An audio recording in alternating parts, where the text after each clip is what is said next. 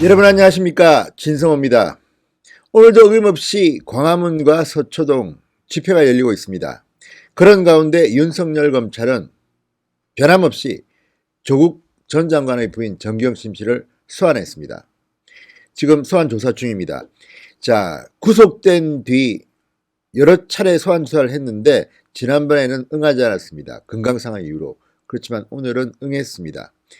검찰은 지금 정경심 씨에 대해서 사모펀드를 집중적으로 캐고 있습니다. 그리고 조금 더 수사 범위가 확대되고 있습니다. 문재인 정권의 내부 정보가 흘러들어갔을 가능성 상당히 주의 깊게 지켜보고 있습니다. 진성호의 융단 폭격 시작합니다. 정경심 씨를 융단 폭격합니다. 방송에 앞서 아직 진성호 방송의 구독자 아니신 분들은 붉은색 구독 버튼 눌러주시기 바랍니다. 자, 검찰이 지금 이 정경심 씨를 통해서 상당히 수사 범위를 확대해 나가는 것으로 보입니다. 조국 전 장관은 지금 상당히 초조할 것으로 보입니다.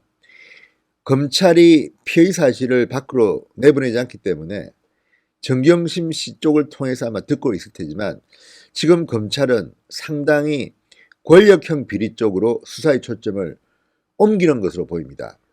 검찰은 이미 지난달 25일, 27일 두 차례 입시 비리와 증거인멸 혐의에 대해서 집중적으로 정경심 씨를 조사했습니다.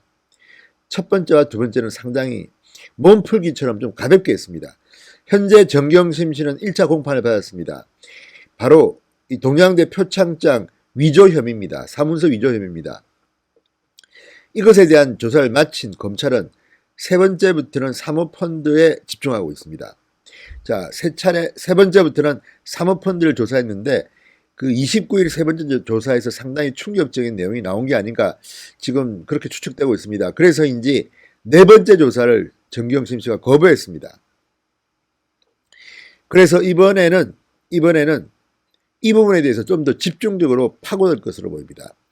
검찰은 WFM 주식 차명 거래 등 구속영장에 기재한 범죄 사실과 함께 2017년 7월 사모펀드 출자 이전에도 정 교수의 투자 전반을 살펴보고 있습니다. 그런데 이렇게 살펴보는 이유 중 하나는 지금 사모펀드만을 생각했는데 이 구속영장에 기재되지 않은 그 전의 주식 투자 상당히 내부자 거래 의심이 있는 것들이 있는 것 같습니다.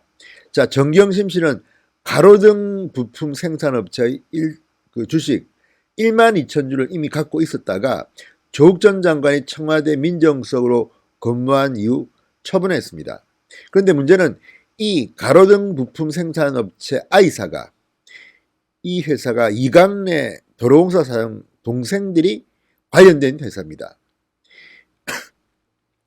그리고 지금 이강래 사장이 이 문제 때문에 상당히 지금 공경에 처해 있습니다. 그런 가운데 이미 2017년 이전에 정경심 씨가 이 회사에 투자했다는 건 뭘 의미하는 것일까요? 당시 조국 전 장관은 서울대 교수 신분이었는데 이미 정권 핵심부와 상당히 소통을 했던 걸까요? 조국 전 장관은 지금 이런 것들을 다 부인하고 있지만 이 문제는 집중적으로 검찰이 파고들고 있습니다. 이것 말고도 지금 정경심 씨가 갖고 있던 주식들은 상당히 이례적이라는 평가를 받습니다. 일반 투자자들이 갖는 것과는 좀 성격이 다릅니다.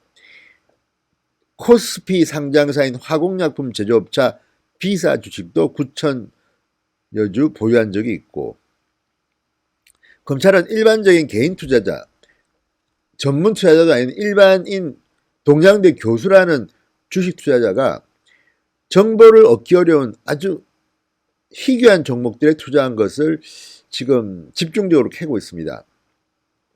정 교수의 사모펀드 출자금 10억 5천만 원도 가로등 전멸기 웰스 CNT에 투자됐습니다. 이것도 가로등 전멸, 그러니까 문재인 대통령이 이제 취임해서 시작한 스마트 도로, 스마트 시티, 스마트 고속도로 사업과 관련된 이 주식들입니다. 이런 것들을 보면 검찰은 내부자 정보를 갖고 있는 게 아닌가 이런 의심을 갖고 있습니다. 실제로 그 I사, 이 가로등 부품 생산회사 I사의 주식은 조국 전 장관이 재산 신고할 때 보면 그 즈음에 1년 사이에 10배 이상 올랐던 것으로 보고 있습니다.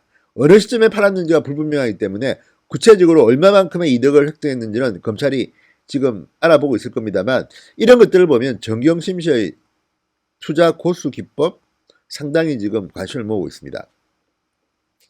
자, 지금 정경심 씨의 조사 태도도 문제가 되고 있습니다. 1차, 2차는 그대로 받았습니다만 3차 소환 때 사모펀드 관련 의혹을 집중 조사하니까 네 번째 조사에 때는 응하지 않았습니다. 오전에도 응하지 않았고 오후에도 응하지 않았습니다. 안과 진료를 요청하는 등 건강상 이유를 문제로 댔습니다. 그렇지만 지금 이 건강상 문제는 법원에서도 별 문제 없다고 했던 만큼 정경심 씨의 이런 작전이, 시간 끌기 작전이 얼마나 통할지는 좀 더 두고 봐야겠습니다. 지금 검찰은 하루 걸러서 계속 소환하고 있습니다. 오늘 소환에는 응했습니다. 정경심 씨의 구속영장은 지금 연장됐습니다. 그래서 11일까지입니다. 12일까지. 검찰은 구속기간 만료 이전에 수차례 보완조사가 필요하다는 입장입니다. 그리고 아마도 추가 기소를 하겠죠. 이번에는 구속 기소가 되는 셈입니다.